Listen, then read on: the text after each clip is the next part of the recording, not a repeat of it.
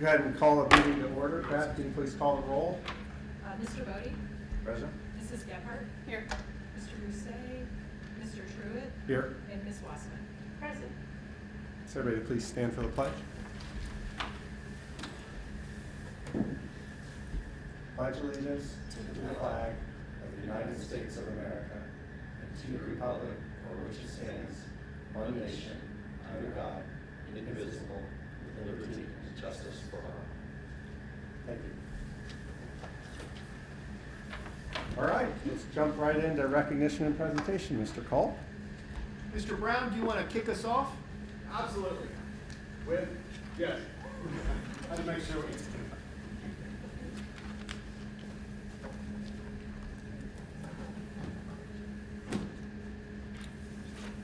Hello, everyone.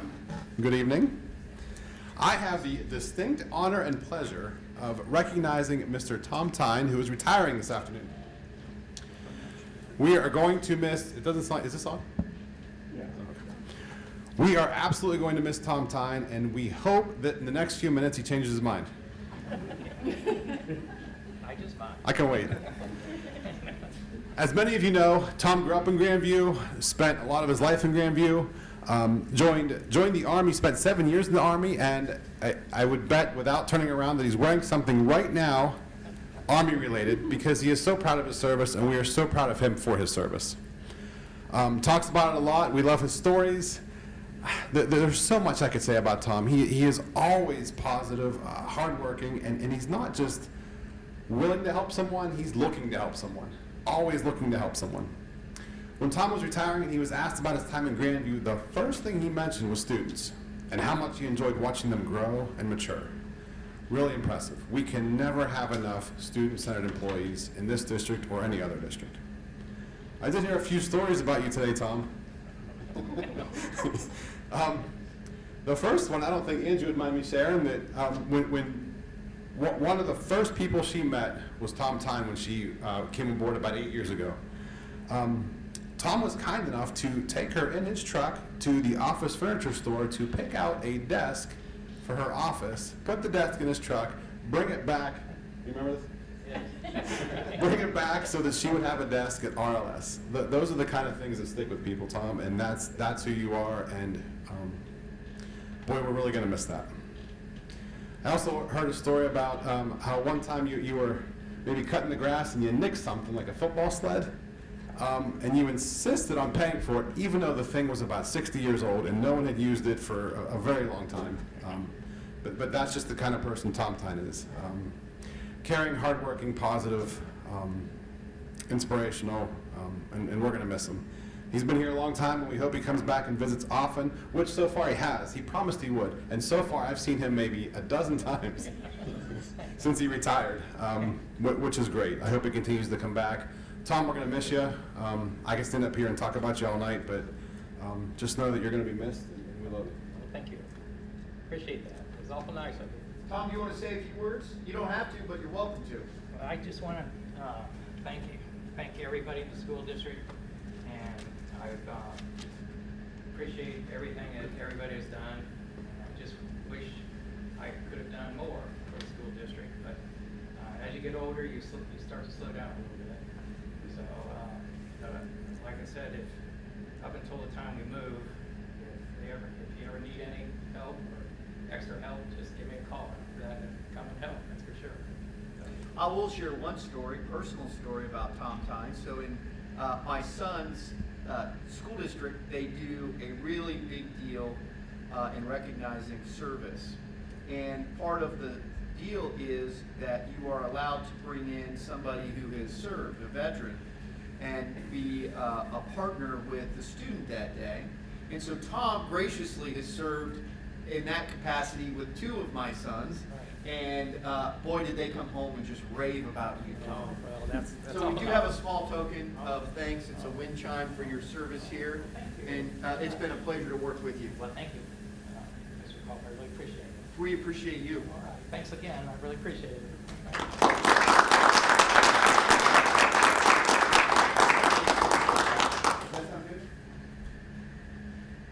Next, Dr. Partlow. Hi, it's also my privilege to be here tonight to recognize some classified staff who have retired in the last year. I'm going to mention first Rebecca Krause. She's not able to be with us tonight. She's with family. And she actually retired last year, but we had COVID going on. But I wanted to mention that Rebecca served 28 years in Grandview, 3 years in the preschool when we had a preschool program, 25 years in our district where she was in the elementary, she was in the middle school, she was in the high school, and anyone who worked with Rebecca would tell you she came in with a smile on her face every day. Sometimes she was even singing when she was around kids or in the hallway, but she brought joy and care and kindness to all of her work with our students. And one of the other things I can say about Rebecca is I've been here 5 years, and I had to go several times to Rebecca and say, you know, our students are moving from building to building. I'm going to need to change you to a new placement next year. And she always met me with a smile. She always said, whatever the students need, I'm happy to do it. And she was happy in every job she did for us.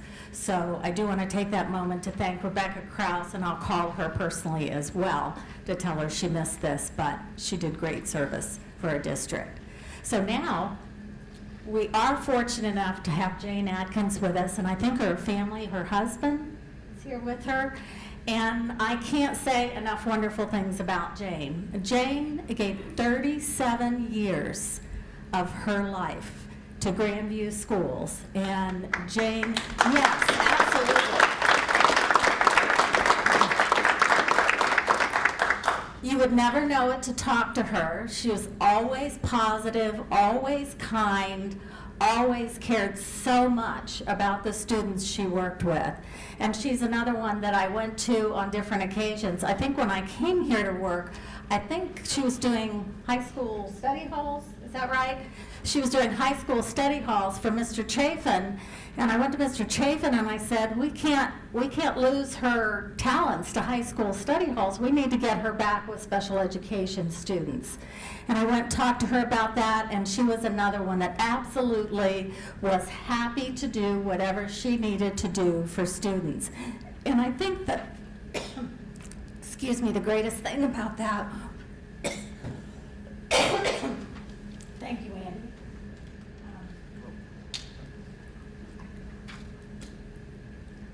Thank you. Jane developed wonderful relationships with her students. She's worked with a variety, middle school and high school age. I had moved her over to the middle school when we had our ED unit, and she worked with Stacy Sauer, helping students all over that building. She stayed with us through COVID, which takes a lot of courage when things are changing on a daily basis. And Stacy Sauer even tells a story that, you know, sometimes we have students in special education that are both gifted and have disabilities. And those kids are called twice exceptional. And Stacy said that she had a genuine talent for recognizing both the strengths of those kids as well as the places that they needed additional support. And not everyone really understands those kids that have gifted talents but also have deficits and need that extra support. So Jane could always be counted on to do whatever assignment we asked her to do. She always did it with kindness and caring to the students. She was kind and caring with her colleagues.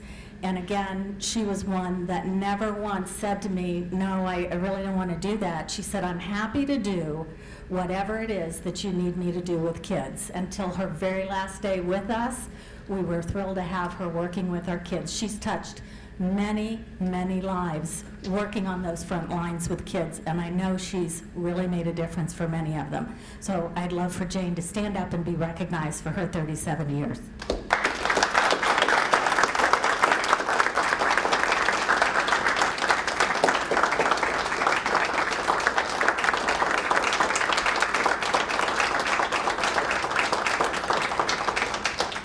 I just want to thank the district.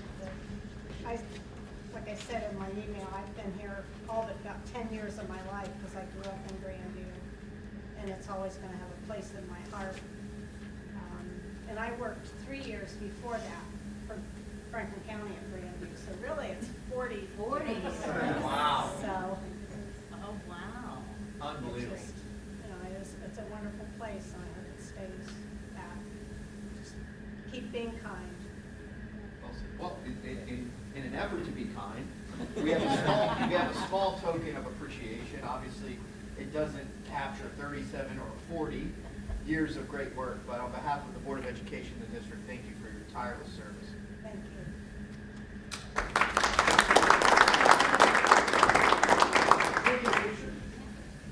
May we please get a picture with you? Madeline, Rob, want to join us? Jane, Tom? This is going on the website, and maybe in the paper, so. Yeah, pinch your cheeks. Does anybody know what that means anymore? Am I too old? Yeah, make some red, make some red. Oh, some red? Yeah, make some red, right? Red like makeup, okay. All right, so everyone get Let's a. act like we like each other. Squeeze in. Comfortably close, as I always say in these pictures. 1, 2, 3. 1,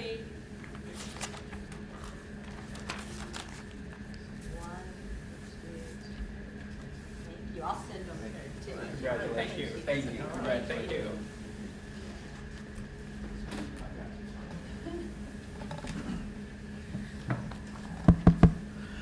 So I did want to take an opportunity, while it isn't officially listed on the agenda, to recognize our Chief Academic Officer, Jamie Lusher.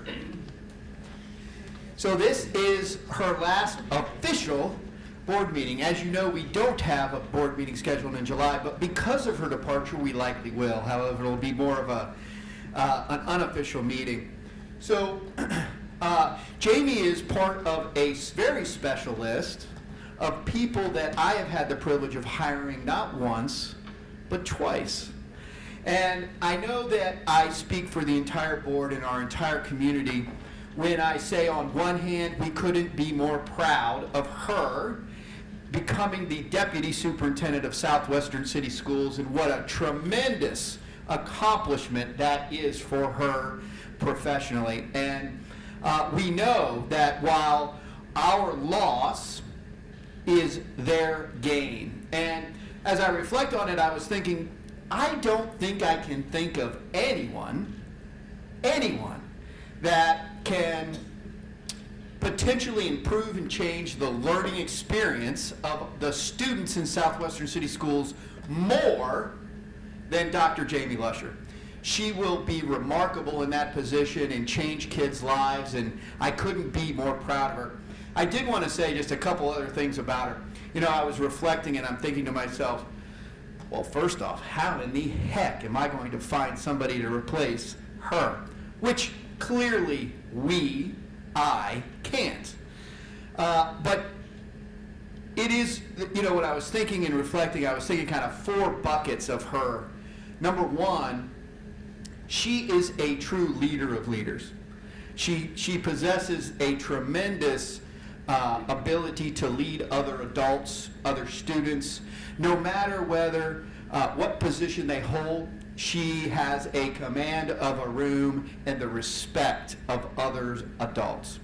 Number 2, she is a true educational, research-based expert in her field. Her knowledge in best practices is equal to anyone that I've met. Number 3, she always puts kids first, no matter what. Every decision that we make or that she makes, she ensures that it is always best for the students that we serve. And then, you know, the 4th thing I would say is, you know, I've worked with a lot of people over the years, 24 years now, which is just hard to believe. One of the things that makes her really, truly remarkable is how genuine and earnestly she cares about not only how she does, but how others in our organization, to include students and staff, no matter the position that they hold, feel about the work that they are doing. she has a true gift with people. And then the final thing that I do think is true and unique to her is, in particular in Grandview, she has such reverence for the history and the tradition and the smallness, where we are truly a small place to dream big, and respect for that. There was never a job too small or too big that she wasn't willing to take on. So I did want to just take a few moments and recognize her, because I know I speak for the entire board and all those present when I say, first, congratulations, couldn't be more proud, but second, we'll miss the heck out of you. So please join me giving Jamie a big round of applause.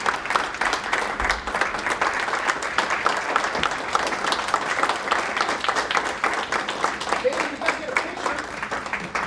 I didn't know you were doing this. Just for the occasion. Well, what can I say? Thank you. You're welcome. Congratulations. Here, we're gonna get a picture. Here, you hold these. Here, here's your dress. I look so much taller than you. I know.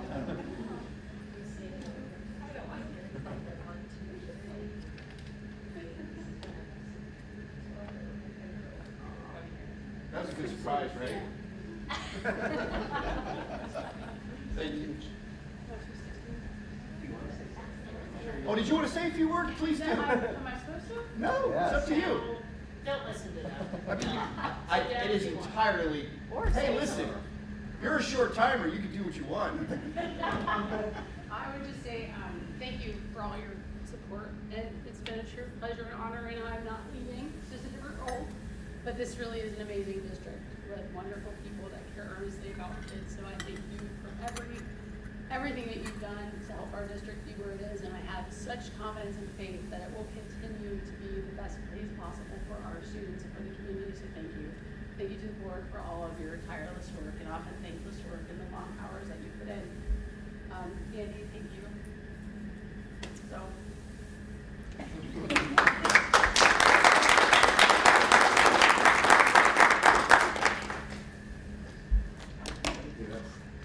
Hard to follow. Do we have anyone here for, that would like to address the board this evening?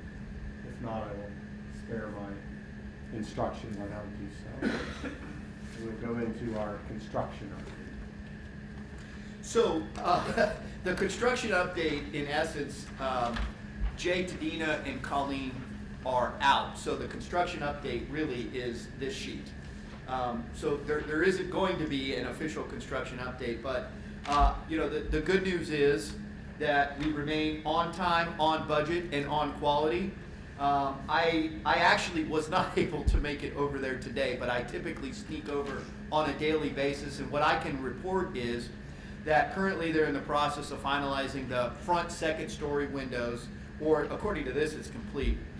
They also are putting in the flooring, so the terrazzo in the front section has been laid, at least the initial layer. And then they're also putting the rubber-ish flooring that is in the collaboration spaces outside the classrooms. So things are really shaping up. In fact, to give a sense of the quote-unquote closing in on completing, I did run through the central office, and in our kitchen space, they have the refrigerator, the microwave already in. So, I mean, they are really down to some of the final finishes, so it is exciting. Excellent. Any questions for Andy about the project next door? Okay. On the agenda are the minutes from the regular meeting on May 18th, 2021. Could I have a motion to approve those minutes as presented? So moved. Second. Any questions or discussion? Beth? Mr. Bodie? Aye. Mrs. Gephardt? Aye. Mr. Truitt? Aye. And Ms. Wassman? Aye. All right, into reports. Once again, thank you for the building and department reports. Once again, always appreciate any questions from the board on the building and department reports. Committee reports. Anybody want to go first? finance, there's a lot of finance, but Beth has a pretty thorough presentation Yeah. upcoming, so maybe Eric and I can just chime in after that as needed, or? And I think similar to the core team, you know, when we look at facility budget considerations, I think it makes sense to have a lot of that discussion after the finance presentation, because they dovetail together, part of why they are in that order. Any other committee reports at this time? We're on the board for B, so, and it's a first reading, so unless anyone has any pressing, I'll pump the ball downfield.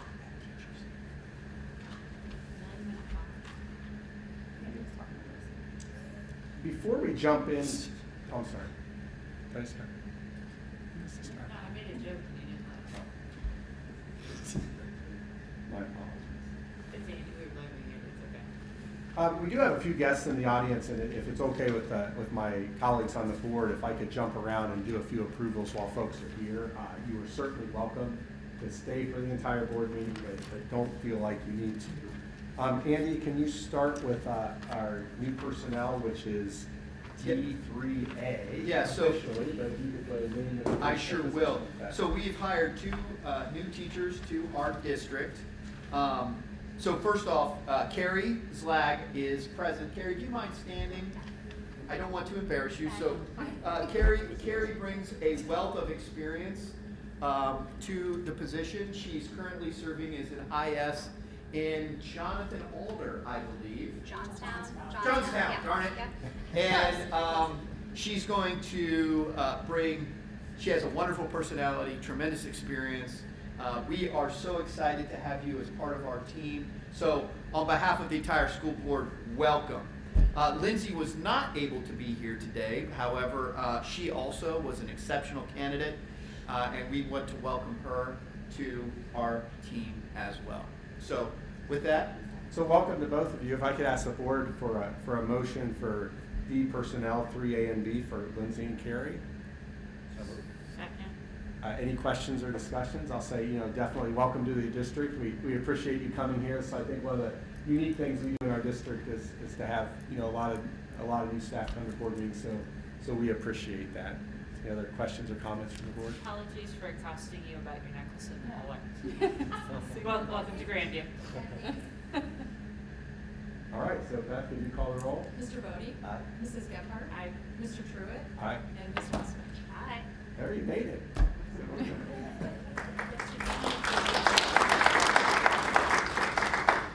is where I ordered What's that?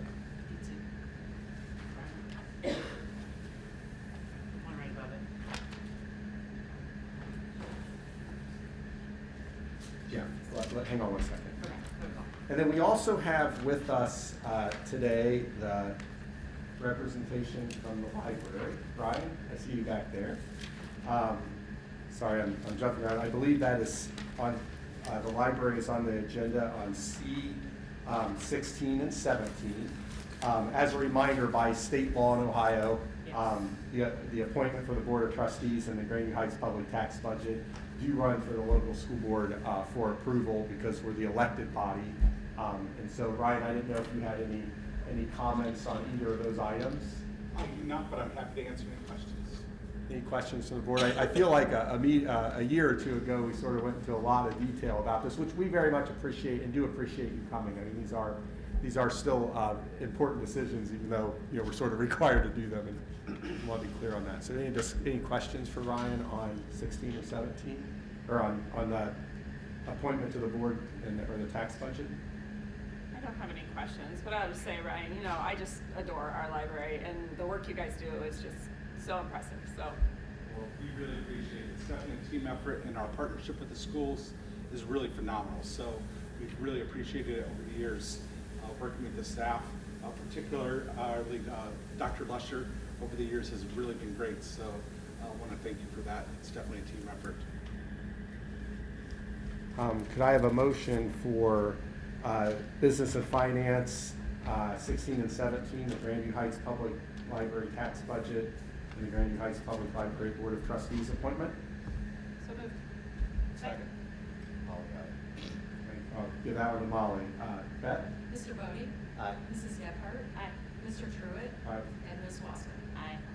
And Ryan, you're welcome to stay, but please do not feel like you need to. Thank you. Much appreciated. Mr. Call, sorry to throw a bunch right in front of you. You bet. So, Stevenson Elementary will be hosting a kindergarten academy for incoming kindergarten families. This program will be August 9th through the 12th in the morning, which is very exciting. Thank you, Angie Olam. Wanted to highlight boys tennis team finished this season 12-3. Mr. Bodie's son, I believe, is on the tennis team. Best record in many years. The boys track and field team finished 6th in the OHSSA state meet. 8 members for the girls. Track and field team qualified to compete in the OHSSA state meet as well. Senior student athletes Derek Amicon and Taylor Pierce were recognized by the Columbus Dispatch as 2 of the 204 finalists for the Dispatch Scholar Athlete Award. Wanted to also highlight construction of Larson Middle School remains on time, on budget, and on quality again. Very exciting to go over there and see the remarkable learning spaces for our students and our staff that will be there for generations to come. I also wanted to highlight, we plan for an open house of this facility, Grandview Heights High School. As you know, in August, we will be renovating comprehensively this facility. And so we wanted to give alumni an opportunity one last time to do a walkthrough. And I'll be honest, I thought maybe we would get 50 alumni or so. We had more than 250 alumni come through Grandview Heights High School this past Saturday. I mean, it was packed, and it was remarkable, and it was really great, and a testament to the just amazing loyalty to the school district and the importance of our alumni. Special thanks to Haley Head for her tireless work in planning before and during that event. She was in all her glory, talking to every alumni that went in, patiently answering all of the questions. So Haley, heartfelt, seriously, thank you. It was a huge, huge success. Also, check your mailboxes. Our Spring/Summer 2021 district newsletter has dropped. Any questions for Mr. Culp on the superintendent's report? And you mentioned the kindergartners earlier. I think I briefly saw an email earlier today, but just a general update on the kindergarten class? Yeah, so we are currently up to 82 students. And that is hot off the press as of today. So Mrs. Olam and I had a conversation this morning. I think it puts the class size to my calculation at 20.5. Obviously it's not 20.5, it's going to be like 20, 20, 21, 21. And so it is something that we're monitoring closely. Can we, if it gets higher than 20, will you keep us posted on that? Because class size is one of those things that makes Grandview a reason. Sure. Yeah, we're monitoring and watching it very closely. At this point in the summer, typically, like, is this 82-ish? Is that pretty stagnant? Like, in moving in, it's just you don't really know. Yeah, go ahead, Angie. So usually, like the week before school, I'll get 1 or 2. Okay. They just kind of keep trickling in. Every time I open my email, it's like another "Welcome to Grandview" enrollment email. So the first grade numbers have grown immensely. They're great class sizes, though. They're at 18, 19, but everybody that left has come back. So my first grade numbers were lower, and then they came back. My second grade numbers were really low, and they're back. So everybody that left has come back. So I feel really good about that. So I will get a few more. I will get a few more kindergartens. But it would be rare to, like, say, get 7 more or something. That would, Like max, I think we would probably get would be 5. yeah. I say that, and then tomorrow I'll go and it'll be 7. So, right. Sorry, I jinxed it. Emily jinxed it, just so we're clear. Question. Other questions for Mr. Culp? Beth, you're up. Okay. So I wanted to start out with some financial highlights, and then we'll transition to another topic. But looking at our general fund through the end of May, our final tax settlement, 101.5% of our budget, that came in strong. Our state funding is at 93.1, which is right on target. We've gotten our final homestead rollback, the property tax allocation. We've gotten the final Grandview yard, which that came in strong compared to our estimates, and I'm going to talk a little bit more about that here shortly. And then finally, our interest revenue for the month, $12,726.03. So interest earnings continue to be a challenge just in this interest rate environment. Expenditures, we were at about 88% of our budget at the end of May, and the fiscal year to date through May would be about 91.7, so we are within our budget. Our investments, the excess funds that we invest with our U.S. bank account, the average yield to maturity is about 1.18%, and our Star Ohio, which is the liquid account, that we leave funds that we need in the near term, is only 0.08%. So anyway, we continue to do what we can to invest excess funds. So the construction fund, April interest earnings were almost $46,000.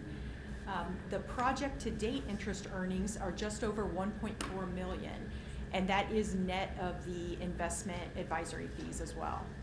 So our soft costs, we have spent 57.5%. Construction costs were at just under 42%, and our fund balance is just over $32 million. The investments in that construction account are at about 1.57% interest rate to maturity. So the bond retirement fund, I mentioned last month we had an interest payment due June 1st. So we did make that payment on May 26th.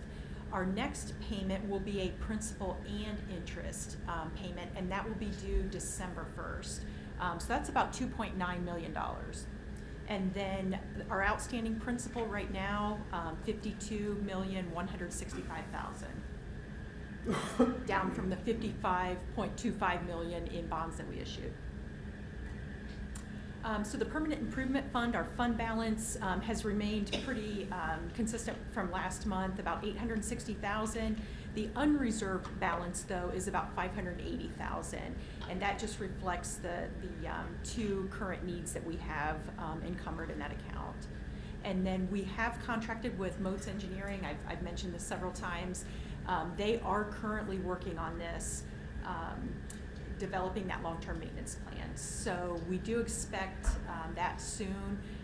And I did have a conversation with one of Doug's guys at Concord Addis today, just to see if we could get an estimated target date of when that report would be ready from Moats. And then I wanted to kind of switch gears and share a little bit of information about our updated revenue projections for Grandview Yard. So just to provide a little bit of background before we look at the numbers. So as probably all of you remember, as we were working on the 2018 bond levy, we were also working on renegotiating our school compensation agreement with the City of Grandview Heights and NRI. And the goal of that was to provide some additional revenue so that we could offset the cost of that bond issue to our residents. So once that levy did pass, and once the compensation agreement was renegotiated, it happened before those two things were finalized, but the Board of Education in October of 2018 passed a resolution saying that if those were successful, the additional funding from that agreement would be used to offset that millage. And then once they were successful, we worked closely with Baker Tilly, a financial firm that helped us structure that bond issue. And there are a lot of very detailed and complicated assumptions that go into that. So you're looking at how much principal is going to retire every year, while trying to anticipate interest rates and trying to structure that so that the millage to the residents would be fairly consistent and not fluctuate widely. So we had several goals of putting that together, and we're able to do that successfully based off of that new revenue source from the Grandview Yard. So kind of fast forward to now, what we have done each year is update those revenue projections with that same firm, Baker Tilly. And we made a commitment to do that because of the heavy reliance that we are placing on that revenue to offset that bond millage. So the 2021 update has been done. Baker Tilly presented that information to our finance committee last Monday, June 14th. And so I wanted to just kind of remind everyone kind of how that revenue structure works. The new agreement is 45% of the pilots or the payments in lieu of taxes. Once we get that funding, it goes into our general fund, and so it is reflected in our 5-year forecast. That new agreement basically created kind of 3 buckets of money. The first is the amount that was already in place under the prior agreement and what we were already relying on for operating needs. The second bucket was the additional revenue that we were receiving to be used to help pay down that debt and offset the cost to our taxpayers. And then there was a third bucket for other. And basically what that represented was kind of the final 5% of that 45%. So we were near the end of negotiations and we were at a flat 40%. And so the district asked to increase that to 45, just to give us some flexibility if we experienced increased operating costs from increased enrollment from the yard, or for possibly other capital improvements down the road. So again, just to kind of recap, all that money does go into our general fund. It is reflected in our forecast, and so that other pot really has not been designated or set aside or reserved for any particular purpose. So it resides in our general fund. And when we talk about, and just Beth, make sure I have this correct, when we talk about other, during the discussion, there was discussion that we would potentially use that for certain things, but that's self-imposed, right? That is in correct. reality, we as a governing authority could just say, that just goes in the general fund and helps you stay off. I just want to be clear on that whole thing. There's the intent, but there's also, I even remember with the offset of the bond millage, a board can't vote on something that restricts future boards. And so that money is technically available to boards in the future. And we were clear about that when that happened. We said, this is the intent at the time, this is the intent of this board, and this board will continue with that. But 5 years down the road or 10 years down the road, that could potentially change. Yeah, that's a really good point, Jesse. So there is no legal restriction on that extra 5%, and there is nothing in that compensation agreement that stipulates that we have to use it for any purpose. So that is unrestricted funds, subject to be used for anything that this board decides to use it for. Yeah, great point, Jesse. So looking at the actual numbers, this slide compares the original 2019 projections next to the 2020 projections, and then finally on the right you'll see the new 2021 projections. So you'll see an increase of, from last year from about 116.7 million over the full life of the TIF to about 119.1 million. So we did see some notable growth in those revenue projections for this year. So overall, over the life of the TIF, that's about $2.2 million more that we expect to bring in than the prior year reflected. And so, what has changed? Why the increase?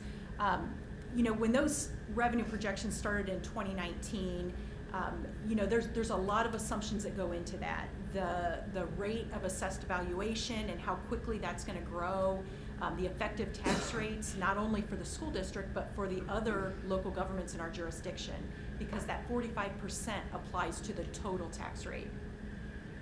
And then timely payments. So there are a lot of factors that can impact those projections.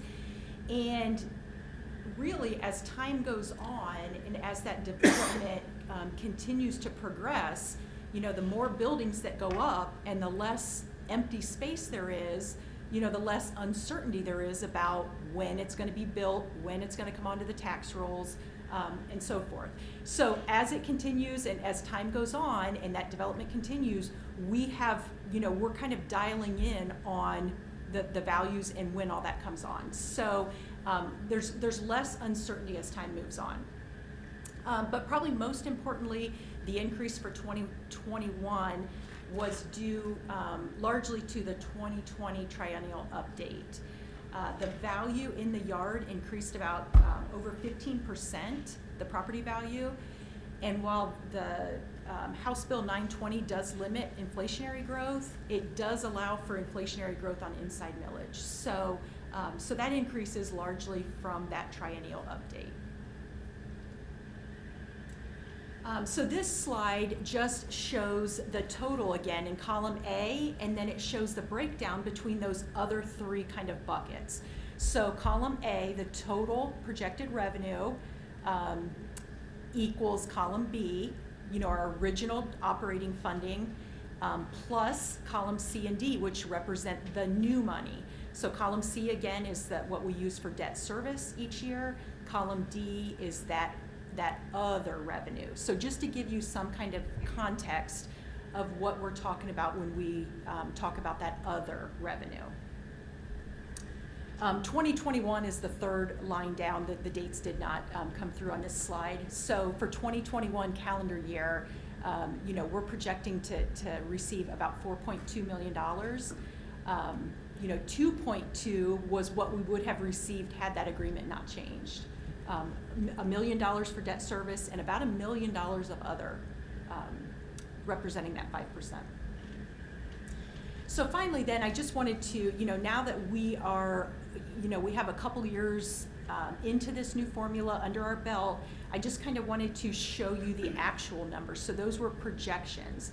So for 2019, the light blue represented about $1.6 million for operations, the dark blue, $1.5 million for debt service, and that left about $444,000 for other. So that gold section or that other bucket really is where any change falls out into that. So the operating money stays consistent, the debt service money stays consistent, and then any increase in that revenue really falls into that other just by the formula. So then for 2020, that represented about $662,000 in other. So again, I share this to kind of remind everybody that money has not been designated, and unless or until it is, it will stay in our general fund and reflected on our 5-year forecast. So within probably the next 2 months, we will have our final settlement for 2021. And so we will have an update to this to look at calendar year 2021. So this kind of leads into or segues into a worksheet that I put together that I think will be helpful in our item for discussion on our agenda, which is next, the facility budget considerations. And this kind of ties right into that with this money that is technically available for future needs, whether they're capital or operating, and some of the things that we're looking at related to our facility project, enhancements or upgrades or different options. So what this does is just summarize all the different kind of pots of money that we have that can be used for facilities in the midst of this project. So just real quick, the construction fund, of course, includes the bond proceeds. There's construction fund interest. As I mentioned before, there is a little bit of limitation with that where we do have to consult with our bond counsel to make sure that none of that is rebatable to the IRS. We don't expect that it will be. And that represents the $1.4 million that I mentioned prior. And that money can be used for not only this project, but if we did not need it for this current project, it can be used for anything that's consistent with the ballot language of that bond levy. So essentially, any facility improvement project, if there's money left over. So we also have a fund of donations from the Sutphin family, and that was not restricted just for a facility project, but it was restricted to be used in some form or fashion for Grandview Heights High School. We've got a couple pots of facility project donations that were made specifically for the project for enhancements. That represents the Boardman family donation of $250,000. That is earmarked for outdoor learning spaces.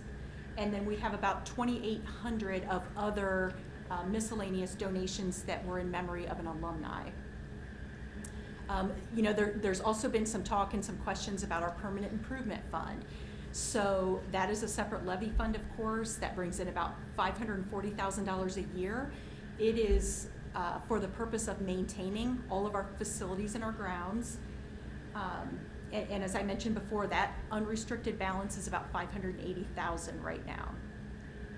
And then finally, the Grandview Yard, the other revenue that I explained just moments ago, that again is in our general fund and stays there unless some action is taken by the board. So you can see the amounts from each of the last 2 years that have resulted from that.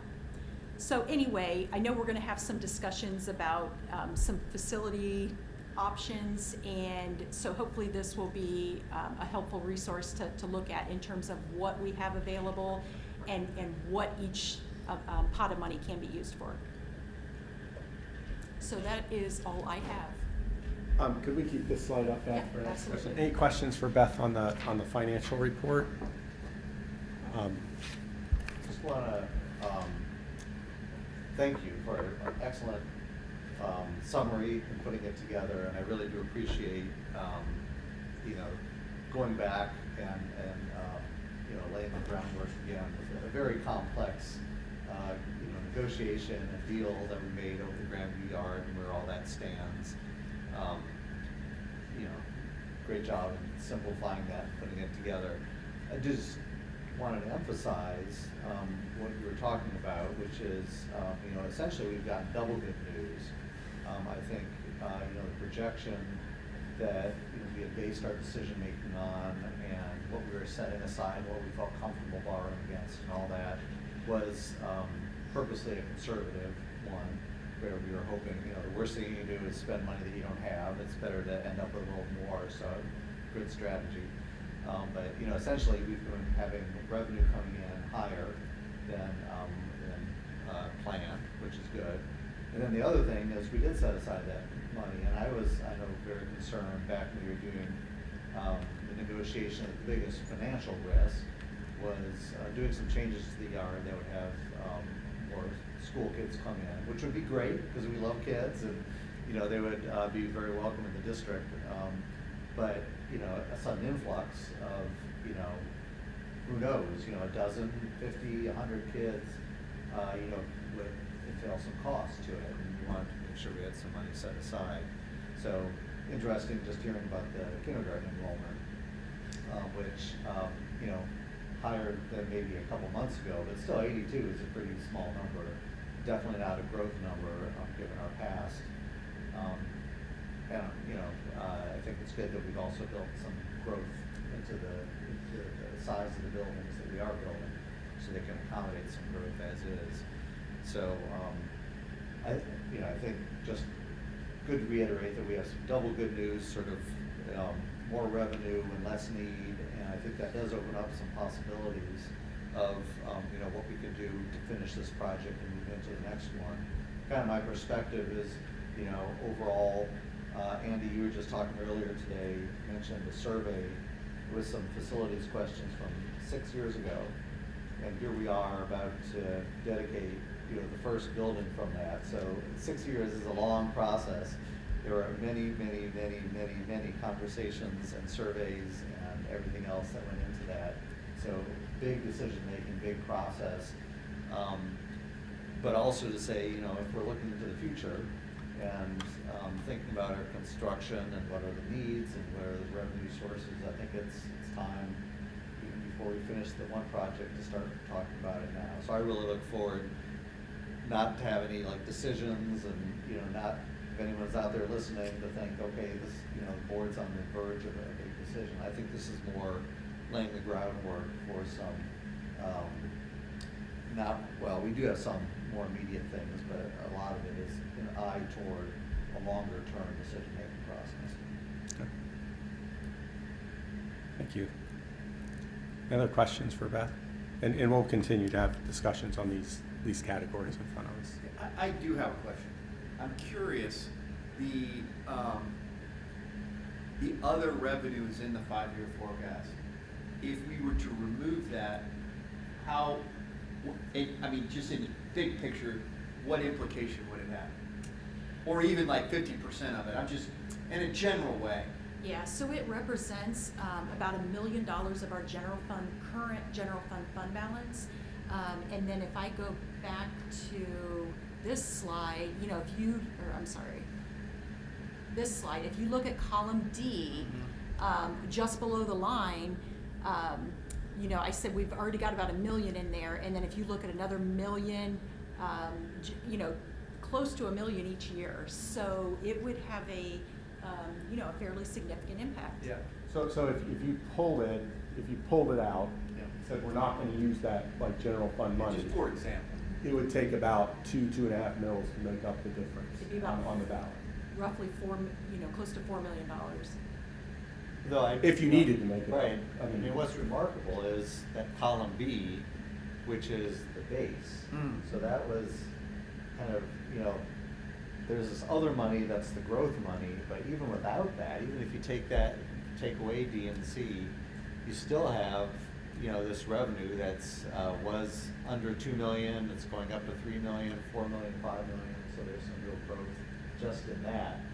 That just goes into our general fund and is used to support the school district. So. Well, I think I'm going to have these numbers wrong, but you know, in a general sense, kind of, you know, I believe the yard is about 17% of our. Is that right? Of our general fund revenue. So yes, it is about 7%. And like you know, in very single digits, low single digits in percent of kids. You know, Right. not that we need to over divide up our neighborhood like that. I mean, at a certain point, the yard is Grandview, and you know. If you had gone into the past and taken out from 19 and 20 from the general fund, that amount, like our balance, our carryover from year to year, I mean, I could go back and look at the forecast ourselves or the actuals to see, but do you know, like off the top of your head, or what it would have done, like to the carryover? So it's about $1 million to date. You know, Right. For over the life of the 5 years, it would be But like, over $4 million. So our, you know, I don't have it right in front of me now, but it would have a significant impact on our projected cash balance. And quite frankly, our cash balance in year 5 would not be a positive number. if simply column D were completely pulled out into its own. Right. Well, it's just interesting to me because a handful of years ago, it wasn't on the radar. So like, what kind of general fund expenditures did we increase to the level that we were like, we absolutely need this money that wasn't even on the table a handful of years ago? You know what I mean? Like, how do you grow your expenditures to that level? You know, it's, if you look over the history of Grandview, over whatever, 40 years, it's every 3-4 years typically, you know, based, and you know this, a school finance expert, but you know, every 3 or 4 years you expect to have to come back because of the cap on the revenue, and you know, levy decreases and doesn't grow over time, and so just with inflation, you're going to have to come back and you're going to have to ask for more money, and that's been pretty mechanical. I mean, 3, 4, maybe 5 years, and yet at this point, you know, for an operating levy, it's been that long. and yet we still look out 5 years and have a surplus. That's true. Which That is is true. astounding. I mean, Because that's we're like- not, there's not even been, ever, I mean, I've only been on the board a year and a half, but like, yes, there was the facilities issue and there was an operating piece to that, albeit very small. There's been, like, it's really not even been on our radar, the idea of an operating levy, and that is not the case for the vast amount of school districts out there. Right, And, and to Eric's point, the last levy that we did have for operating was in 2018, and that was only 1 mil. Yeah.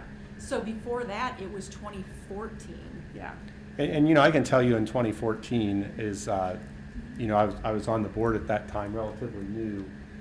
There was a pretty vigorous debate about that millage amount between myself and another board member, and basically in that situation, I won that, and we asked for a mill higher. There were several scenarios, but I felt for the long-term stability, it was a mill higher, and it was still a very average ask. And then, I wasn't as directly involved, but there was really that same discussion when we had the bond issue. Do you put the millage on there or not? And the discussion in both of those points wasn't to try to get more money and spend more money, but it's, can you sort of even the burden out? So even though those were two small amounts at the time, if both those weren't there and you took the cumulative effect, we'd be on the ballot again. And what you'd see is jumps more like this instead of sort of like this. So, healthy property value, the Grandview yard negotiation, and because I was there, I don't want to forget about those 2 mills, and I would still say I think it's responsible to not always ask for the bare minimum at the last minute. A lot of healthy school districts that have good academic programs are on the ballot a year or two before their financial forecast is 0.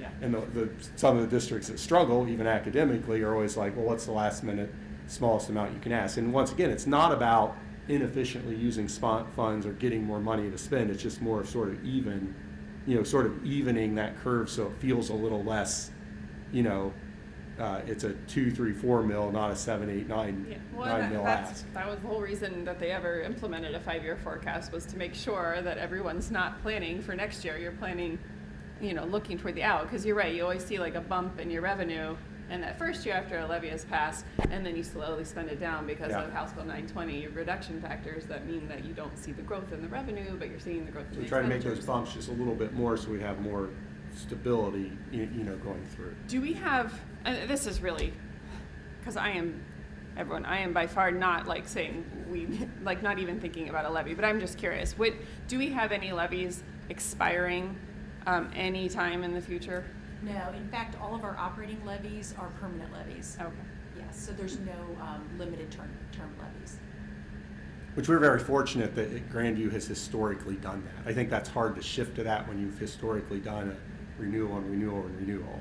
So I think, that's a situation that I think we're all very fortunate to sort of, that's the culture, that's what you do.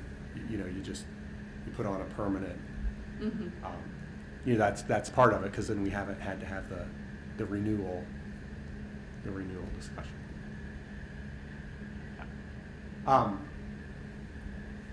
We can continue that discussion, but can I have a motion to approve the May 2021 financial reports and payment of 2021 bills? So moved. Second. Any other questions or discussions on those 2 items? Beth, will you please call the roll? Okay, Mr. Bodie? Aye. Mrs. Gephardt? Aye. Mr. Truitt? Aye. And Ms. Wassman? Aye. Under items for discussion, once again, not an action item, right?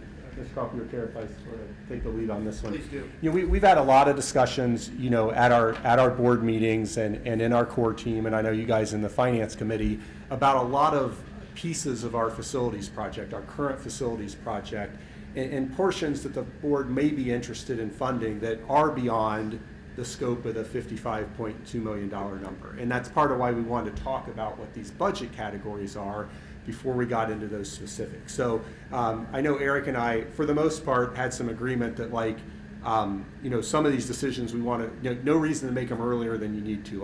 Let's get in the project. Let's see how we're doing. Let's get everything going. But we're getting to a point, in my opinion, and I'll pitch some specifics here in a second, where we've been meeting with the with the Planning Commission. We had our first review with them last week, and then we'll be back in August with the site plan. I think everybody knows that the city's had a lot of community discussion about what happens with Fairview, and that's exciting for what it does to our site plan. However, that wasn't anticipated in the original ask. You know, we weren't having discussions there, and so some examples. You know, where we might put a chain link typically as part of this more sort of enhanced project. Do you want to put a chain link fence, or do we want to enhance that a little bit? And so we've had lots of discussions, line item by line item by line item, mostly about the site. There's been a few non-site discussions, particularly around the theatrical lighting system in the auditorium here, that not part of that initial bond issue budget, but there's been a lot of technology changes and what that takes, and the amount of circuits has actually dropped, and so there's some reasonable things there. And so I put together, now this is just mine, it was shared with the core team, and I believe it was shared with the finance committee. Just sort of a sheet of sort of totaling what these are. And I didn't change these categories from where you were before. I don't know if anybody else wants these guys. But if you could just give me a minute to sort of at a 10,000 foot level, you know, walk through, you know, what the items are. The stage lighting we just talked about, you know, there were packages that were, you know, 300,000-400,000, and we've met with Doug and Vincent Lighting, really gone through and user groups to say, you know, what really makes sense. So this would get us basically the infrastructure and some of the lights, and then as we go down the road, there would be the opportunity to buy more to add to that system, but this would be the infrastructure to continue to accommodate that. So this is literally, you know, hanging pipes and putting electric to where lights would go. So that's a little harder to retrofit, and that's part of the interest in doing it as part of this project. Exterior signage, once again, we're looking at packages that would be very similar to the signage that you see around the city, what that would look like. Once again, with the Fairview going through, there's the chance to potentially enhance that signing. Resurface the parking lot at 3rd and Oakland. That's the remaining high school lot. That's not part of this project, and it's going to need, you know, a fair amount of work. Just as part of, if we weren't doing a facilities project, that would probably be a PI expense we'd look at. Relocation of Oakland and First Avenue parking lots, that's a chunk of money. That's part of the negotiation we're having with the city, because in order for Fairview to go through, really to maximize the site, those parking lots would need to be relocated. That wasn't part of our budget, because once again, this comes from that. That is, we are negotiating with the city, and that looks very positive that if Fairview goes through, they would enhance, they would pay for that change of those lots. But I think it's important to look at that overall package. And in exchange, they would take over where their current First Avenue lot is for ultimate city park use. So I think there's a real advantage to the community with that. Exterior seating and playground upgrades. So just to be clear, the playground that's in the 55.2, and I just want to go back to, this was about deferred maintenance, is relocating the playground equipment we have. It's not, there's nothing new in that. And so the idea is, can we look at having some additional, when I say seating, it's almost like deck seating. I mean, we've seen pictures of it in slides before, almost like an extension to outside learning. So when kids are at recess, grades 4 through 8 in those middle school grades, there's places to hang out, there's places to work, and kind of would bleed into a playground. That's a number that could go,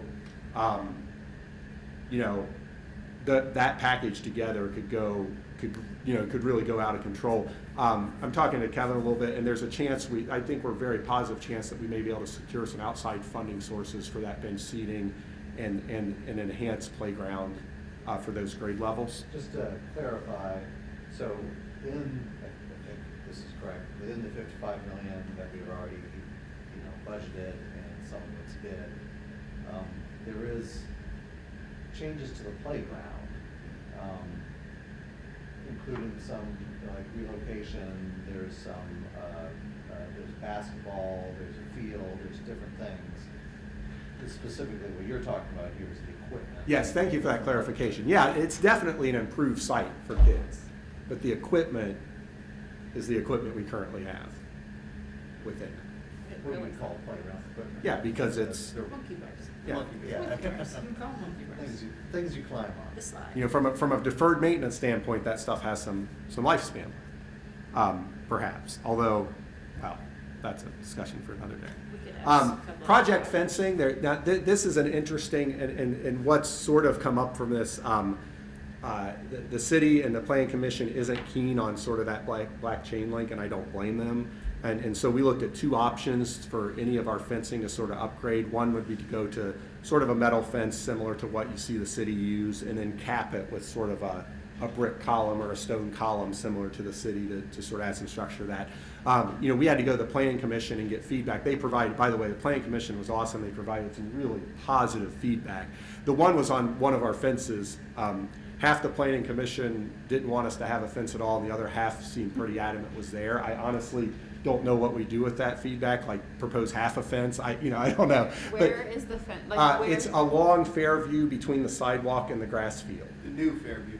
The new if Fairview goes through, there's a sidewalk and there's a fence so balls and things don't go So into the west, street. west of the new Fairview. But And so there's, Okay. so essentially, I mean, my thing is just, we present it to planning commission both ways, and, I mean, visually, it would look like Pierce though, yeah. is what they're. It's gonna like these. Well, if we upgrade. Straight Well, up. if we upgrade.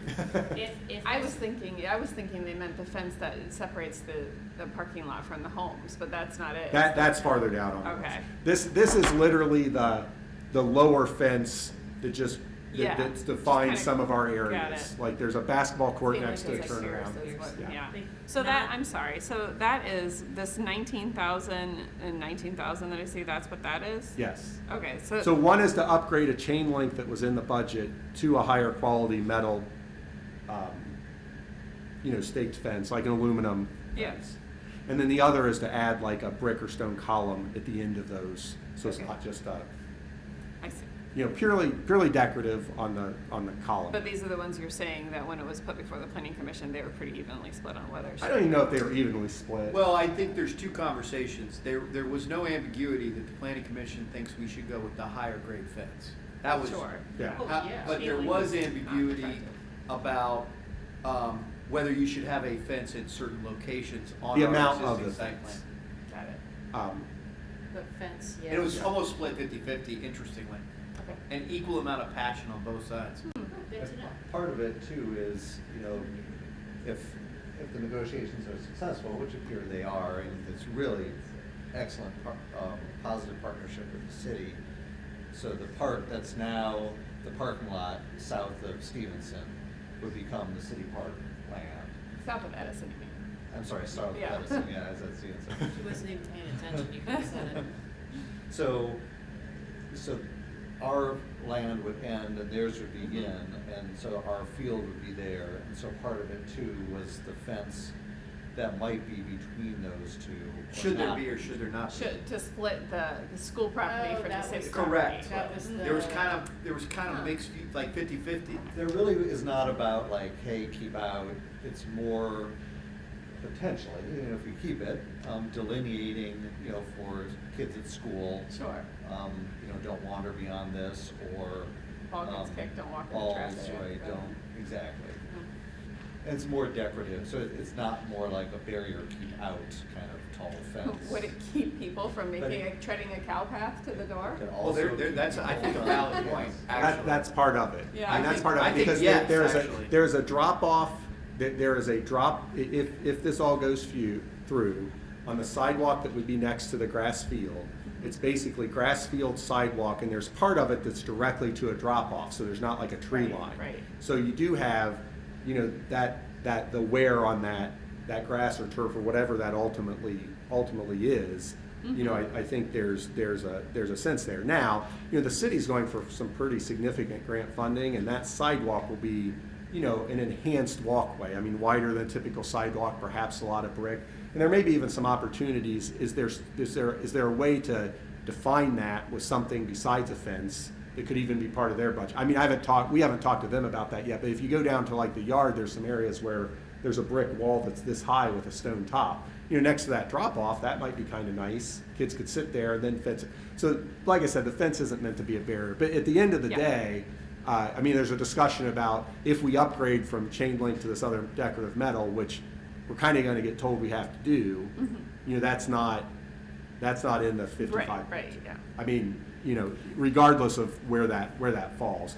And frankly, I'd like that, it may seem premature to have that discussion, but I'm interested, you know, when we go to the final for the Planning Commission, that we have budget approval to do what we're actually presenting. Not, well, we're presenting this, but we still have to go back and vote on this. So, I Which mean, is when? When is the in final? August. Okay, so it's at the August. I can't remember the exact date, I apologize.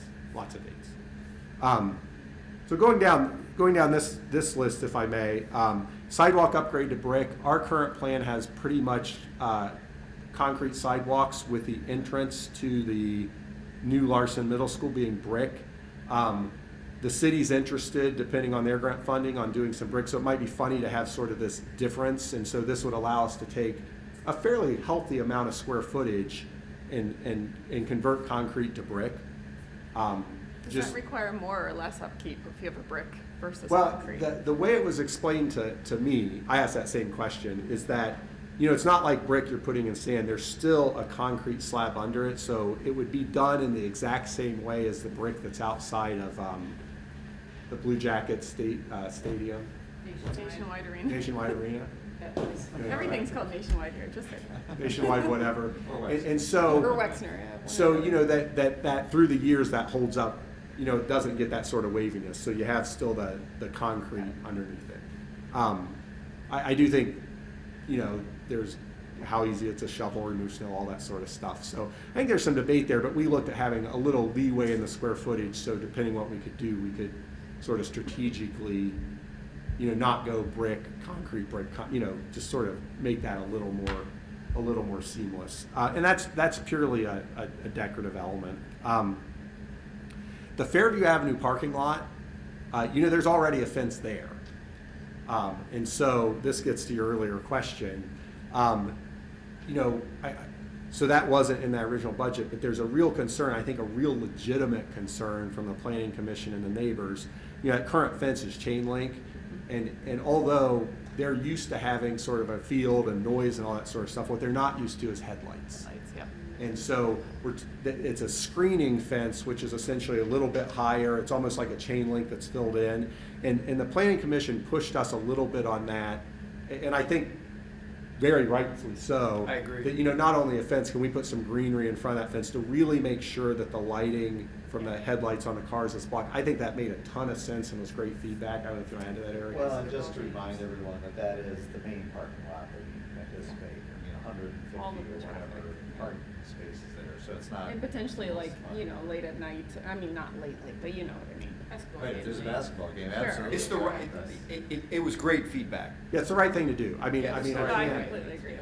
I mean, even though that's not like an exciting expenditure. Now, this is the cost of going all the way around that new parking lot, and somebody on the Planning Commission, and I don't know if we circled back, the new Brexton development, they may have a fence that already is between us and theirs. So this could potentially reduce, but depending on if we don't have to take care of that. I mean, that's a parking lot to parking lot, so let them use their fence and just let's do the Planning Commission seemed pretty open to just, we would take care of the residents and but there's just a lot of little details like that to work through. But I think that was really important.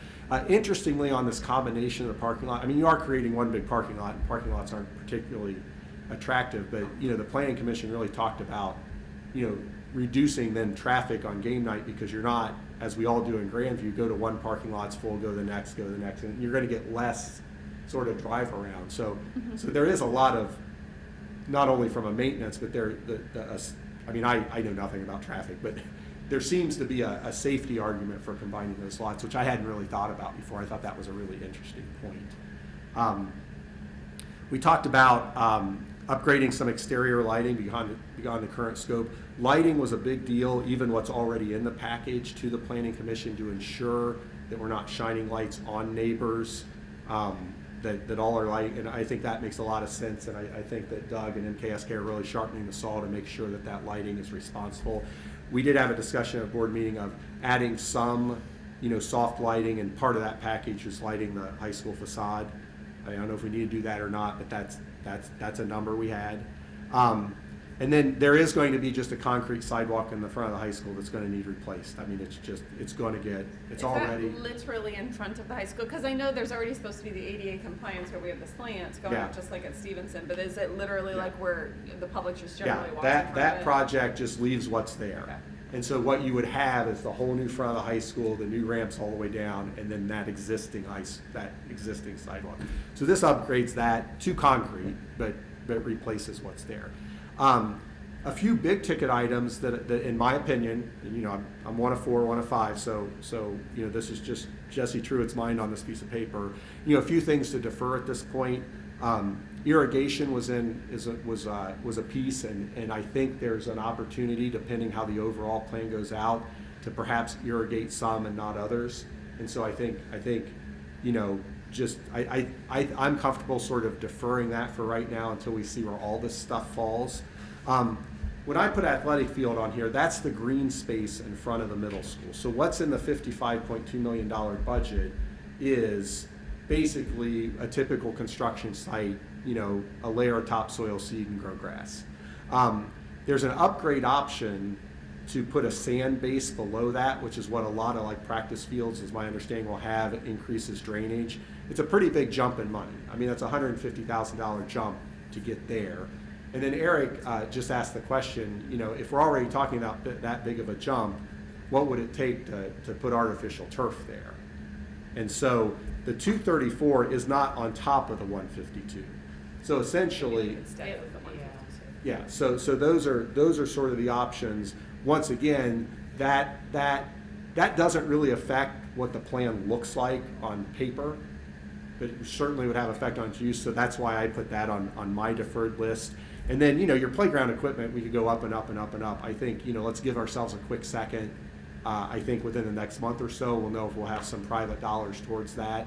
You know, I think if we could get $150,000 committed, we'd be really happy with what that gave us. But I just wanted to be clear that, you know, when we look at playground upgrades, and what MKSK called a modest upgrade was 50, and I think, you know, full-fledged, you know, some of those pictures we saw in you know, the sort of the initial dream big sections, you know, ran you up to above 200. And so with all this, before Beth put this together, just my mindset was, you know, do we use some of the interest revenue, some of the permanent improvement revenue? We know what city funding is, we know what we're going to try to raise privately.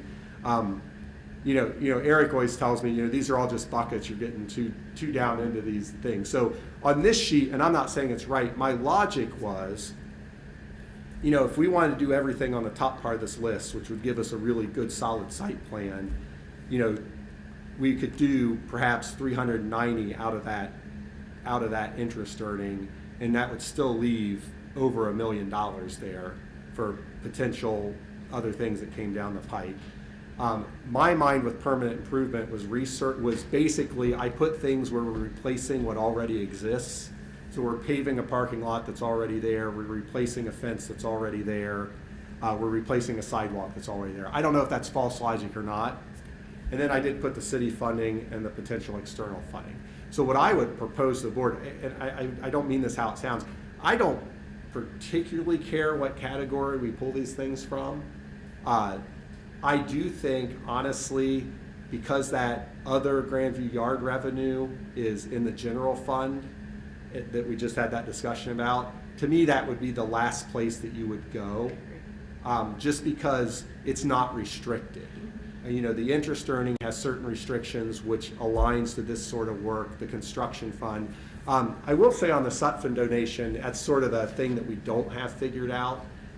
That's really unrestricted in a lot of ways, as Andy and Beth pointed out. However, you know, I mean, I had the pleasure of meeting Mr. Sutphen before he passed away when I worked here, and he really has a passion for sort of the industrial arts makerspace area. And some of what we want to do to that space is really dependent on existing condition, whether we leave an open ceiling or whether we leave a concrete floor, and we just won't know till we get into there. So I personally would like to hold that sort of in reserve until we know that existing condition and filter that money towards that space that he's already given to in the past and And, you know, they don't care about naming anything, but I think the board at that point should have a serious discussion about that makerspace. That's just my opinion. It's unrestricted. I mean, we could spend it on basically anything in the high school, but I just feel like the spirit of it should go there. So that's why that's not on this list. So what I would like to do, honestly, when we meet next week is approve a lot of this so that basically the decisions are made and the core team and construction team can really focus on the high school project.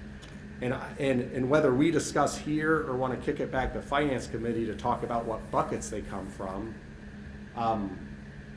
you know, I just feel like we've talked about this a long time and we're at a decision point on these things, in my opinion. So I've talked a lot. I'll be quiet, and You get to go first. Next week, what? So we're gonna need to likely have a special meeting. It'll probably be virtual to hire the next CAO.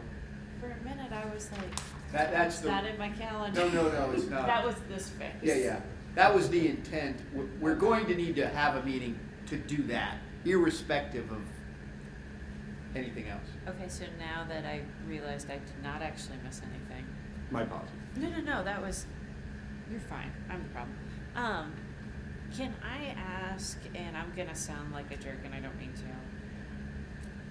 and I think you've already given this away, right, everything that's up here, this is the last possible moment that we can take to vote on some of these things, cause I guess where I'm at is I'm looking at these things, I'm not against this. I think these are all great ideas. To me, we're starting the second half of a new project. And I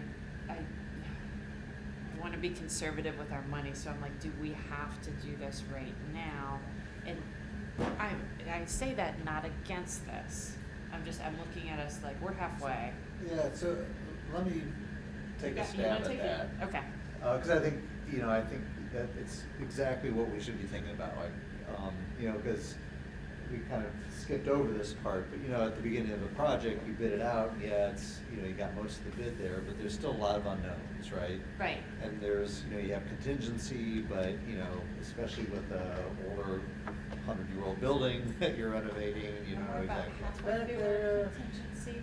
So there's, as you go forward in time, more of those questions are answered and there's kind of less risk and, less variability. So I think we have put off, a lot of this stuff we could have thought about, a year, even 2 years ago, and so we put off some. I think, so we're in a much better place now. I think a huge progress that we've made over, I'd say, the last 3-4 months has been really going from kind of concept of this, Okay. like we knew there was something for parking, and we knew there was something for maybe fencing, but to really get it down. So this is awesome, Jesse, to just put this all together. So I think some of those questions about just what are we talking about, what is the real cost, what are we comfortable with, that's been answered. I'd say obviously we haven't even started really the high school yet, and so there is still unknown, and you could get into those walls and discover something and whatever. Mm-hmm. But I think, as Doug has been very good about keeping us up to date, we already have other contingency already out for that. And the way I think of it is that,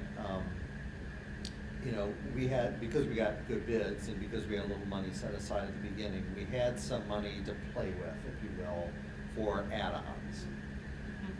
So there's sort of the contingency that's for that stuff, and then there's the contingency that's for things just happen in a construction project. You thought you needed 7 cubic yards of cement, you need 9 cubic yards, and that costs a little more, whatever. So essentially at this point, because of various things that have happened, we've eaten up the play money. The money that we had, and some of that was spent on technology, and some of it was spent on this and that. But, we're at a point where I wouldn't say that we feel comfortable that there's, money sitting around for this stuff. On the other hand, we do have money set aside for that unknown stuff still. Probably enough to cover it. Maybe, maybe not. We could get to the end of the project and, we don't need all that. And so we'd have 200, 300,000 that we could apply toward this stuff, maybe, maybe not. So I think financially, we're in a really good point where luckily, you know, if we had no other pot of money and we'd say like, okay, just with the construction budget that we have, can we afford this stuff? I'd be like, yeah, that's like a real risk. But because we do have some of this, I think, you know, we can go ahead and make some of these decisions for priority items, if they are priority. I'd feel comfortable with that. Again, some of it might be offset in the end, but it might not be. And so even if worst case, again, you know, there's stuff that happens behind the walls, you know, we still have money. Temper that against the fact that we have a lot left to do, right? I mean, we have the athletic fields, we have Stevenson. I mean, if we ended up this project with $5 million left over, there's some really good uses for $5 million, right? Correct. So I think it's all valuable, but at the same time, I would personally feel comfortable with something on the order of what we're talking about here, of saying it's well within the interest earnings. To me, that's kind of the first go-to money. You know, and without running a risk, you know, any kind of, you know, reasonable risk of running out of funds. Well, Molly, if I can say, I mean, I can't say to your question, you you have. together, by the way. This is Well, amazing. Thank you.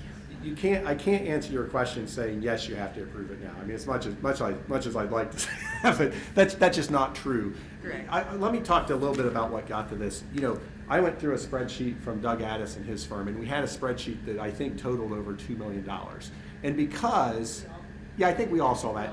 And like, I couldn't get my mind around how that balanced with what Beth had. So Okay. Beth and I had some discussions, and that's why I did this. So for example, that other list had, you know, the resurfacing the parking lot and then moving it.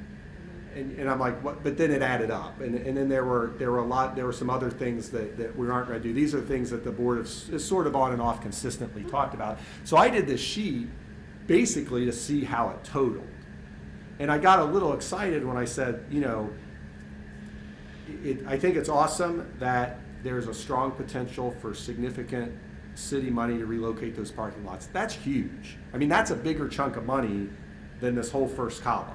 Correct. I mean, that's huge, Uh-huh. huge. I think there's a real strong potential for some potential external funding. I mean, that's not a dream side. There's discussions happening. I just feel like I don't want to go into that until that's secured, where that's highly likely to happen. So when I saw the way I divide this up, and it doesn't have to be divided this way, that the interest revenue, which isn't part of our project budget, isn't part of a thing, landed at an amount that would leave $1 million on the table. And we could replace these PI things that, if we don't do that Oakland parking lot, you're gonna do it in a year anyway. Like, and it still leaves $460,000 of PI in the budget. That made me feel comfortable. I really did this to get to your question, then what is left? Because if this totaled almost all of that, then I'm like, well, what are we going to do? Because we've been talking about this. The other piece is, and this is somewhat selfish. I mean, Eric and I meet, you know, on the core team for, you know, 2 to 4 hours every week going through all this. And what's happening is we're having a lot of discussions about the same things. And I would implore the board, if there are things on this list that we don't want to do, then we also need to decide we don't want to do them, because we're entering a phase where we need to focus on the high school project, not keep having the same discussion about a fence or, I mean, and it's eating up valuable time when our focus has got to be on this building and what those contingencies look like and what those allowances look like. And so very selfishly, there becomes just there's just a reality on at a certain point. If there are things on this list we're not going to do, let's decide not to do it and move on so that we can move on. Yeah, a couple of them do have a little bit of a time issue if that they are tied to the planning commission decision. So like some of those fence pieces, I mean, we really do need to act on. Well, Not all, so but in all transparency, this is what we've been told.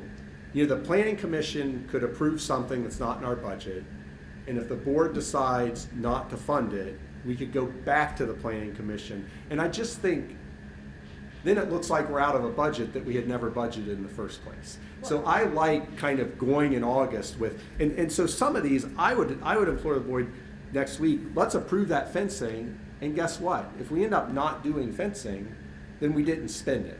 Yeah. And let's go ahead and improve this amount for sidewalk upgrade to brick. We might get in the detail and decide that what we don't want to do is take our design professional and have them design it one way and then approve something, because then all those design steps cost money and we're spending money backwards. I'd rather look at this almost like an allowance list, knowing we may spend less than what these numbers are, but did a commitment from the board that we're comfortable with a dollar amount up to this amount outside of our current scope, so we can do that work and see where we land. So just a couple things.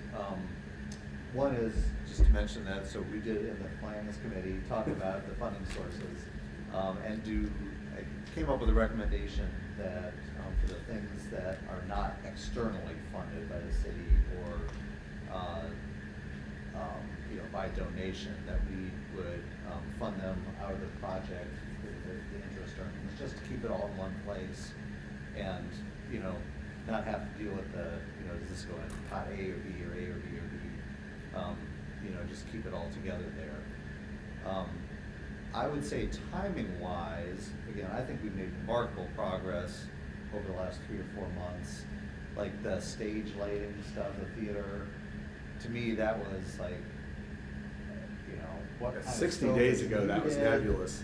Right, do we have a small package, a big package, and I think we've really coalesced around this about $200,000 number, which gets us where we need to go, and we can get into that more, but, to me, that's, like, I feel really comfortable with that number now. So there's a bunch of these, I guess I'm still a bit up in the air about fencing. Personally, the exterior lighting is something that I don't quite get yet of what do we have in the budget already compared to what we might get? Do we really want to spend the money there? And I think I'm really interested in some of the playing field stuff, but glad we have a little bit of time to look at those. So I think, again, we're getting close, and I do like your kind of trying to move us forward. Personally, I feel like next week would be rushing it.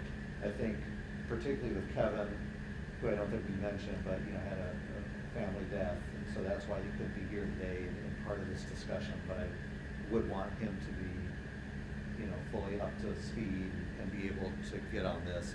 So I think today's purpose was to get kind of this before everyone's eyes, get questions answered, get us in a sense where whether it's I don't know what can we put off, or do we need a special meeting a month from now or whatever.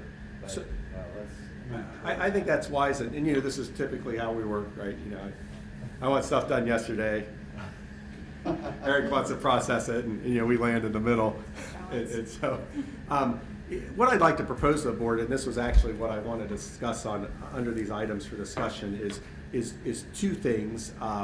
And we don't have to vote on these because they would be special board meetings. But we talked about doing a special board meeting on Tuesday, June 29th, virtually, which we are still allowed to do at this point, and I think you're right, and I would propose doing that with the sole purpose of hopefully approving a CAO contract, depending how the rest of that process goes this week. So, 1, does that work for the board? And 2, do we have a time preference to do that? my preference probably would be morning. Like 8 a.m. Sure. Well, yeah, I can't do morning. I'm sorry. I have to be at a swim meet in the morning, but Or lunch. but or, I could do any time after, like, say 11:30. I'm like, I got kiddo's birthday, but Whatever. whenever works. I can do whatever. I'm out of state True. on vacation, What so about I you, can be Eric? flexible. How's your- After 11 is It fine. would be, I could not do it in the morning. Okay. 29. Two in the morning, But so- the afternoon, I'm free anytime afternoon. I could do it. You want to say maybe like noon or 1 or 2? Let's keep it in the lunchtime-ish hour. It doesn't really, or unless anyone goes Like to bed, noon? I don't care. Noon. 8 to noon. All right, so we don't have to vote on that because that'll be a special, I actually don't want to because, there's an off chance we wouldn't need that. I mean, hopefully everything goes right. So let's do that. And then my second point, and the reason I go into this to lead to you, I would like to propose that perhaps at some point in July, we do another meeting. We were having, at some point in the crazy COVID decision year, I remember things were somewhat normal for a while, and this board started to have a discussion about the overall master facilities plan. And I would like to dedicate a meeting to that, to finalize what we want to do here and have that discussion in July, which would be ahead of the planning commission. And that, honestly would give us some time, because I know there's some discussions to really, hey, the planning commission gave you some wonderful feedback. What do we do with that? And we need the city, it's just a fence question. Like, honestly, what do we do with that feedback when two people are telling you two different things? And so that would give us a chance to maybe even sort of solidify some of this and have a better understanding around it.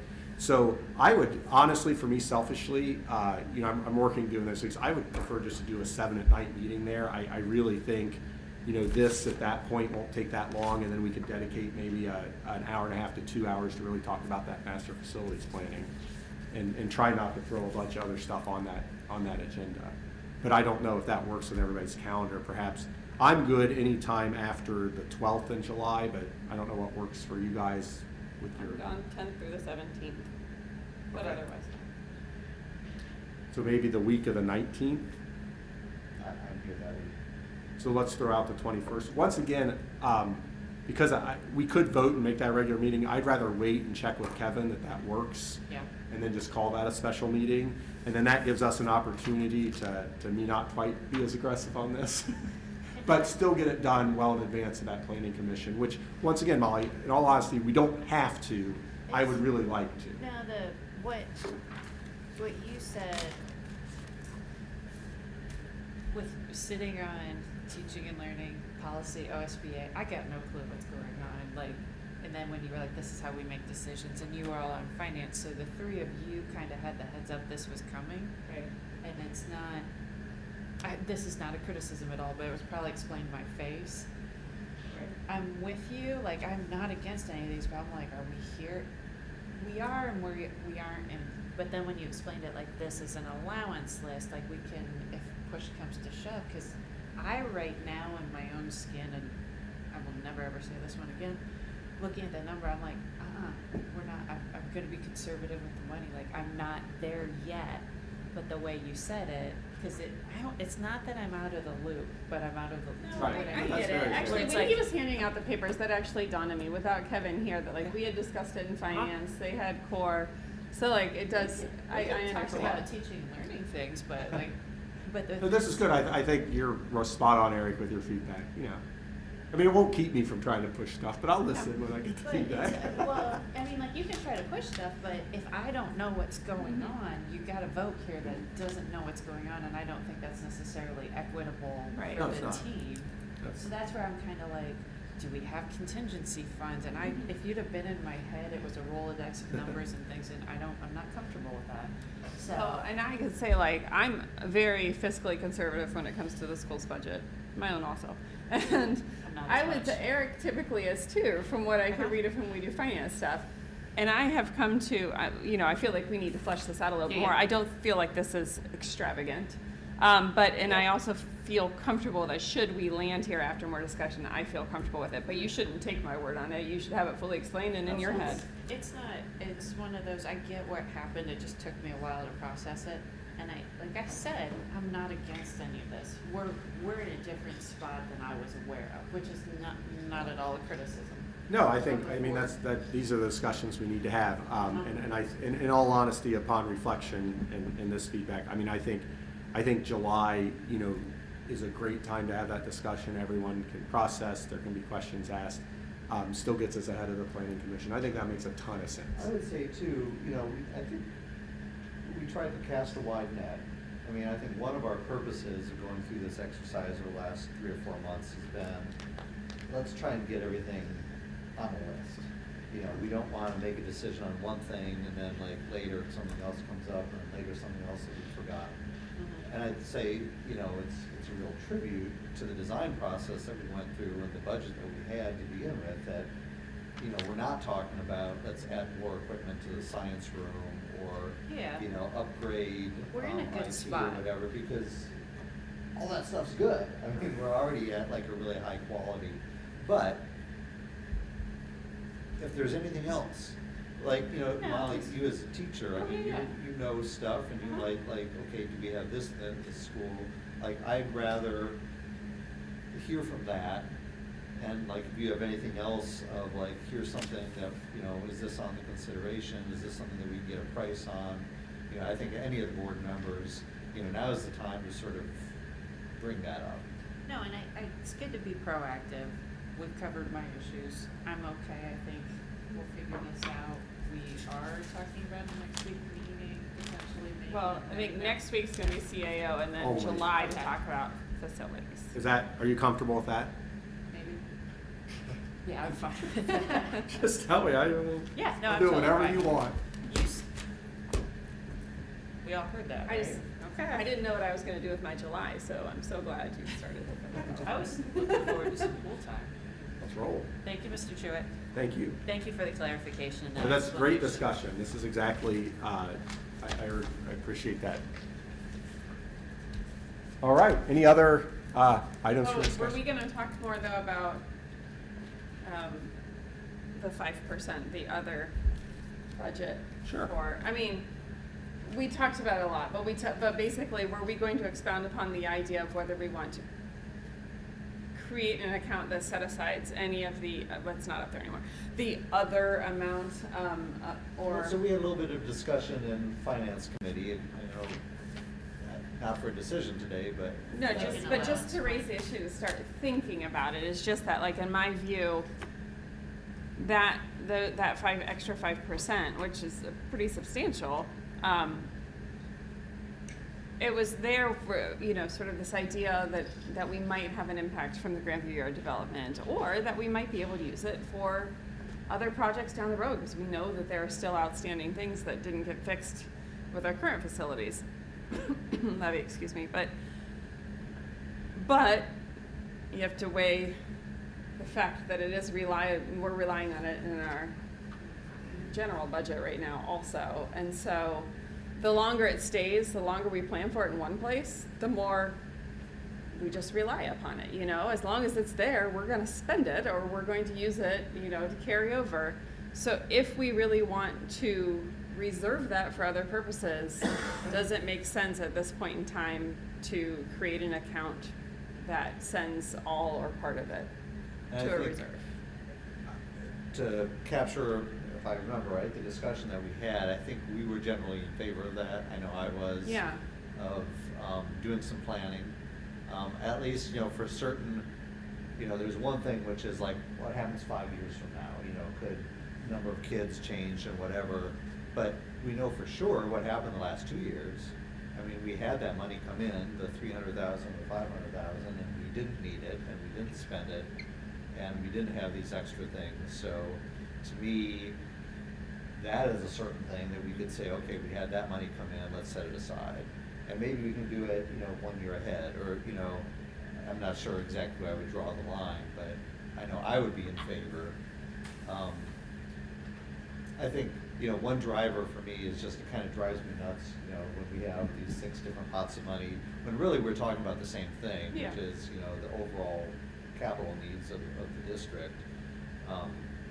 You know, whether it's upkeep or, you know, improvements, or a new Stevenson, or, you know, renovated Stevenson, or a new football stadium, or any of that, you know, all that is the same us at Grandview and what we need. So I'm not so driven by, like, it has to go into the same fund, because there are some, you know, limitations on that, but at least to keep them on the same spreadsheet. You know, so I like having them all together listed there with a total, so that we can think about that as, you know, with our decision making. And I really do like, and I think, again, this is where we landed as a finance committee, is setting aside some of that money that is this other toward these things that we know we want to do something, and we know there's an expense that we just don't have the master plan yet to fully articulate that. Can you go to the last slide again, Beth? First of all, I mean, when it comes to recommendations on finance, you put you and Emily and Beth in a room. I mean, that's probably the way to go. So I say that because I'll push back a little bit. You know, when you look at those categories, the 6 on that list, I mean, I know I'm saying what everyone knows. The first 5 you cannot spend on salary, benefits, and those sort of things, which is the core of what we are as a district. I mean, we aren't a building. We're teachers, we're kids, you know, we're instruction.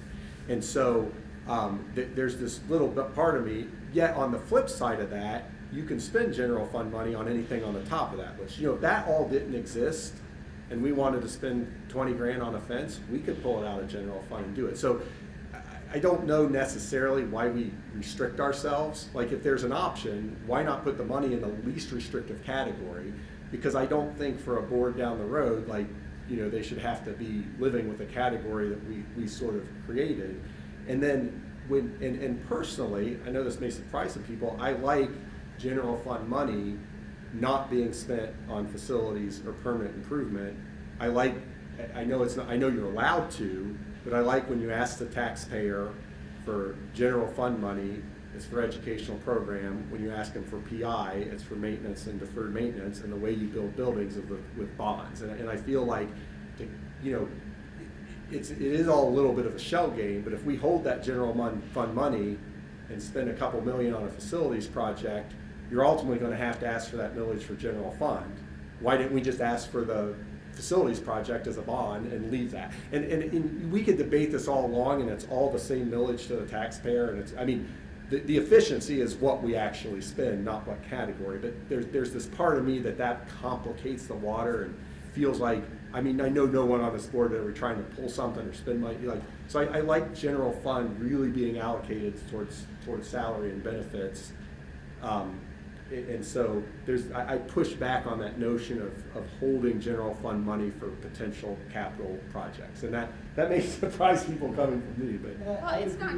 I'm sorry. It's not just like, in my mind, I wasn't just thinking about capital projects. I just think that whenever something is just one big pot of money, basically, it's just really easy to spend more.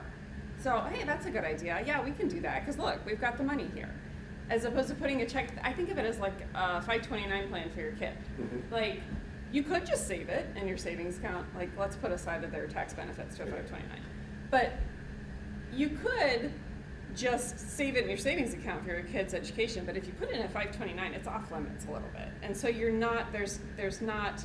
But for a enticement defined to spend. specific purpose. I Well- feel like this, we're just putting off to the side because we have it, not necessarily for a So defined specific here's a purpose. question maybe that I think is important to understand. When we say we want to capture this in a separate fund, you know, I think importantly, what does that mean? In other words, if you, in my head, disaggregate it as part of the general fund, but analogous to what we do with the carryover, for example, but it's still in the general fund. Exactly. So I Well- think that's an important distinction, because I do think Jesse makes an excellent point. Yeah. But I also agree with you in that it does make sense in my mind to have it in some way, shape, or form captured in the general fund, but separately. Like a budget stabilization kind of idea where it's sort of identified so that when you use it, you're acknowledging the fact that you're using it and you're going through a thought process to do it. It's not just willy-nilly.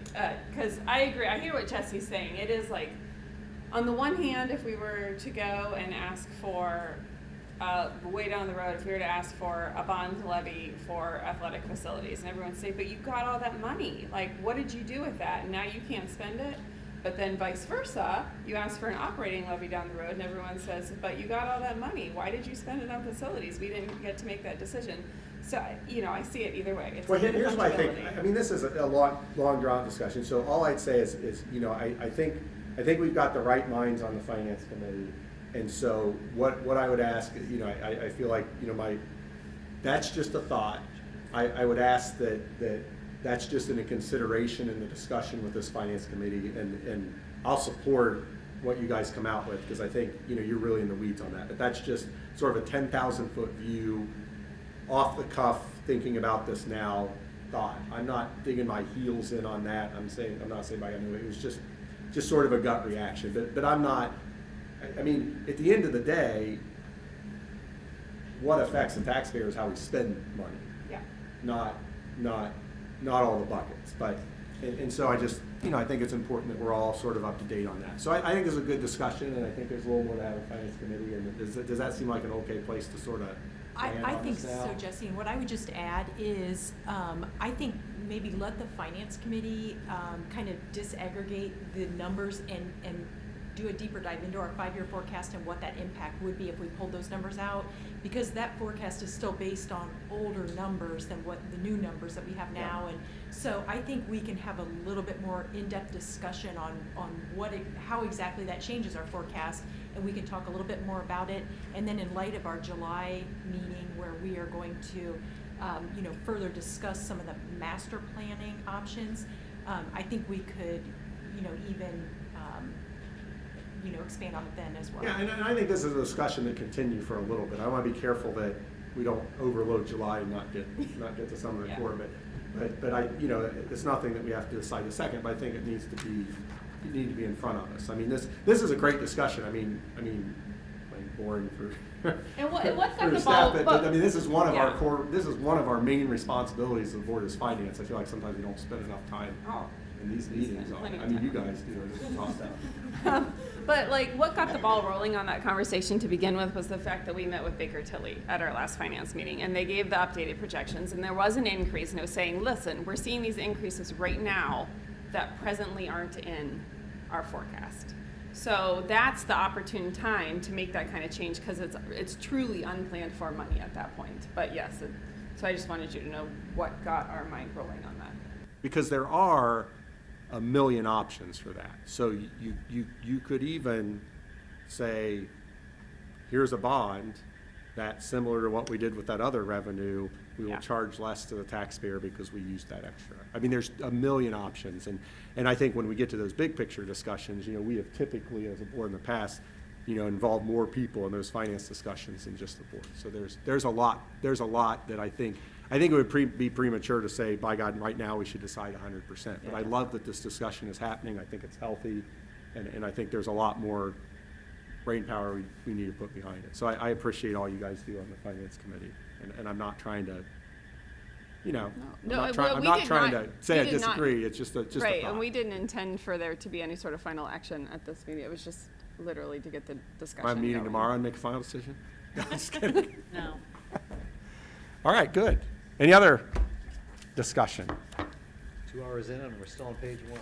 That's the way it goes. We're gonna roll real quick. You watch it, Mr. Bodie. All right, under curriculum recommendations from the superintendent, 8A1 is the school calendar. This has been on the agenda for twice now at this point as a final read and a hearing to the public. So if I could have a motion for the 23-24 school calendar approval. So moved. Is there a second? Second. Any questions or discussions on the calendar? Beth? Mr. Bodie? Aye. Mrs. Gephardt? Aye. Mr. Truitt? Aye. And Ms. Wassman? Aye. All right, board policy and procedure, first read on B1A through J. I don't know if there are any comments on those policies or questions from the board.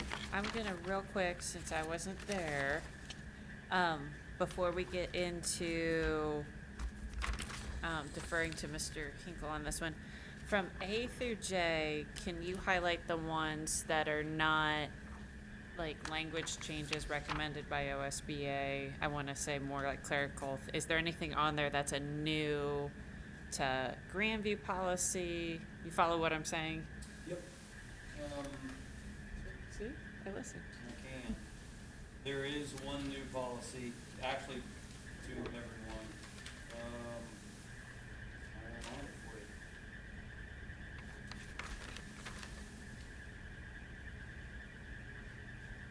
Didn't mean to put you on the spot like that.